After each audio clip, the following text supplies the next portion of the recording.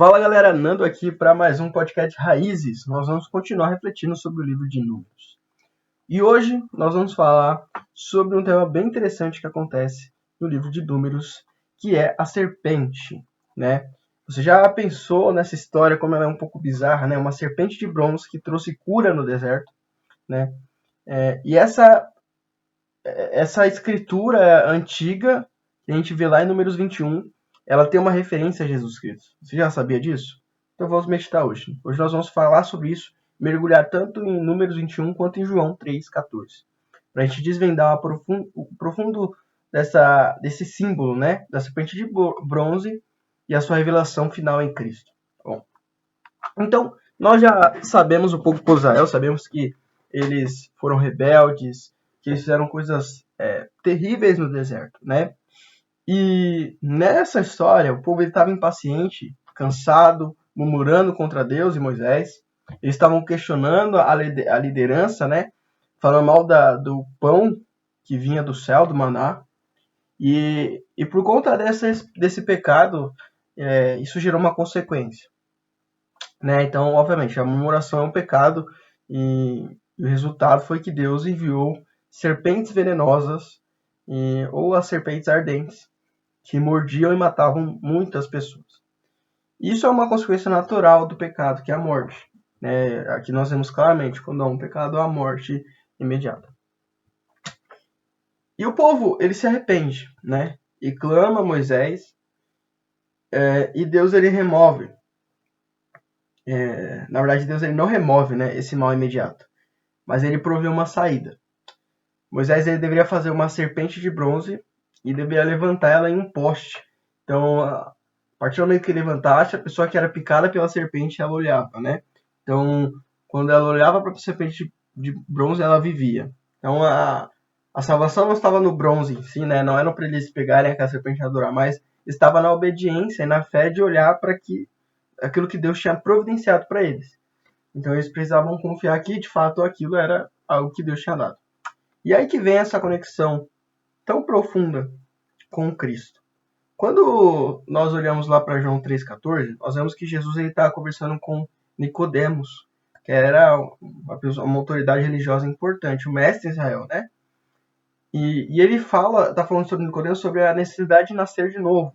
Nicodemos está meio ali, não está entendendo a história, mas Jesus fala também sobre a morte, que Deus enviou seu Filho ao mundo porque ele amou o mundo desta maneira e ele entregar a vida pelas pessoas. E Jesus, ele faz essa analogia direta no versículo 14, o capítulo 3, né? Moisés levantou a serpente do deserto, assim importa que o Filho do Homem seja levantado, né? E olha que interessante. A serpente de bronze, né? Nós vemos que a serpente, ela representava, querendo ou não, era a consequência do pecado, né? Porque eles foram mortos pela serpente e Deus faz uma serpente de bronze. Apesar de ser um instrumento de cura, era uma representação do pecado que eles tinham cometido, a serpente. Jesus na cruz, né? Símbolo daquele que se fez pecado e maldição por nós.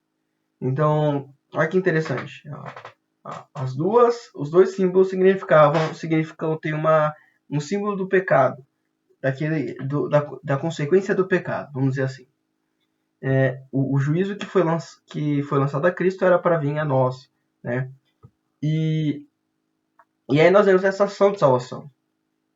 Assim como os israelitas precisavam olhar para a serpente e crer para viver, o ser humano ele precisa olhar e ter fé em Jesus, né, que foi levantado na cruz para não morrer, né, para que a gente não morra, mas ter a vida eterna nele. Então olha que interessante, esse paralelo é muito interessante, porque é isso, o Filho do Homem foi levantado como uma serpente. Nós precisamos olhar para isso. Ao mesmo tempo que é uma imagem de vergonha e constrangimento pelo aquilo que nós fizemos, é também uma salvação, é uma esperança que temos, né? Então, essas são algumas aplicações que a gente pode tirar disso. O segredo é olhar. A salvação é um ato simples de crer e olhar, confiar, né, na provisão de Deus, não em os nossos próprios esforços. O perigo da idolatria, né, A serpente de bronze ela foi destruída, né, séculos depois pelo rei Ezequias, pois o povo transformou em objeto de idolatria. E então o foco mudou, né? Então focar no objeto e não quem deu o objeto para trazer essa cura, essa restauração. Então a história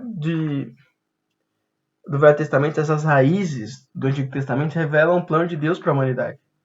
Em Jesus, o símbolo da cura no deserto encontrou seu cumprimento.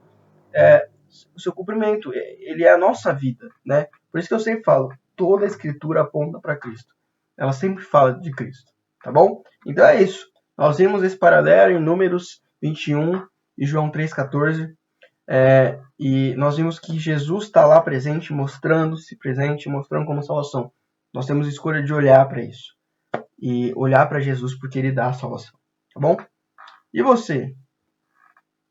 Onde você precisa olhar para Jesus hoje? De que modo você precisa olhar para Jesus hoje? Né? Qual área da sua vida você precisa entregar para ele hoje? Tá bom?